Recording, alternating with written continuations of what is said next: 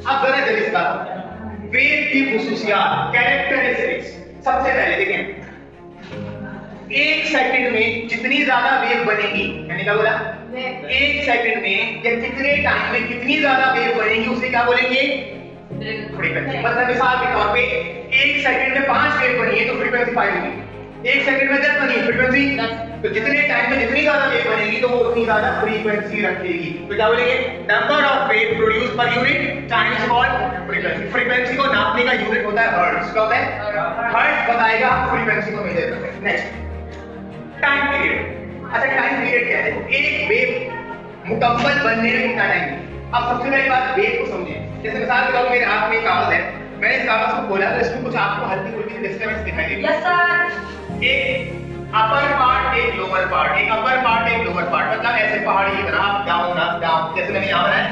देखिए यहाँ मान लीजिए रस्सी सीधी थी, फिर आपने इसमें ऐसा डिस्टर्बेंस दिया तो रस्सी का एक पार्ट ऊपर गया, एक पार्ट, ये जो ऊपर वाला पार्ट होता है इसको क्रस्ट कहते हैं, नीचे वाले पार्ट को ट्रफ कहते हैं। क्या कहते हैं, यानी एक क्रस्ट दूसरा।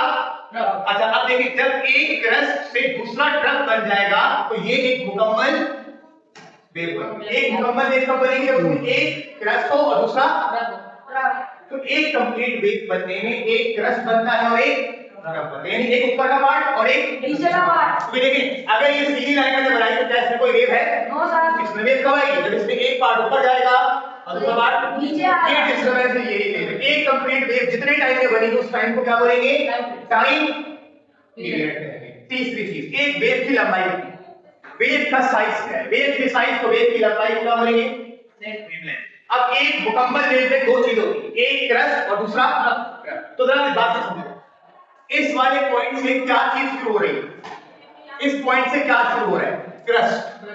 सही, इस पॉइंट पे आओ, यहां से क्या शुरू हो रहा है, ठीक है। अब इस पॉइंट पे आओ, तीसरे पे क्या शुरू हो रहा है, यहां से, यानी पहले क्रस्ट फिर ट्रफ। यानी अगर मैं आपसे कहूं कि दो क्रस्ट, पहला वाला और, अगर दो क्रस्ट के दरमियान जितना भी डिस्टेंस आएगा उस डिस्टेंस को मैं कहूंगा वेव लेंथ। तो क्या लिखा, distance between two consecutive crust और ट्रफ, मतलब दो क्रस्ट या दो ट्रफ के दरमियान जितना डिस्टेंस आएगा उस डिस्टेंस में एक क्रस्ट मिलेगा आपको, दूसरा ट्रफ मिलेगा। उस पूरे डिस्टेंस को क्या बोलेंगे, वेव लेंथ बोलेंगे। जैसे एक बार और देखें, जैसे साले ये क्रस्ट और ये ट्रफ और फिर यहां दोबारा क्या बन गया, तो ये पहला क्रस्ट और ये दूसरा क्रस्ट, तो इसके दरमियान ये तो डिस्टेंस होगा जिसमें एक क्रस्ट और एक ट्रफ आएगा, इस पूरे डिस्टेंस को मैं क्या बोलूंगा, हां। और इसका सिंबल होता है लैम्डा, ये सिंबल दिख रहा है, इसे लैम्डा पढ़ते हैं, लैम्डा। और वेवलेंथ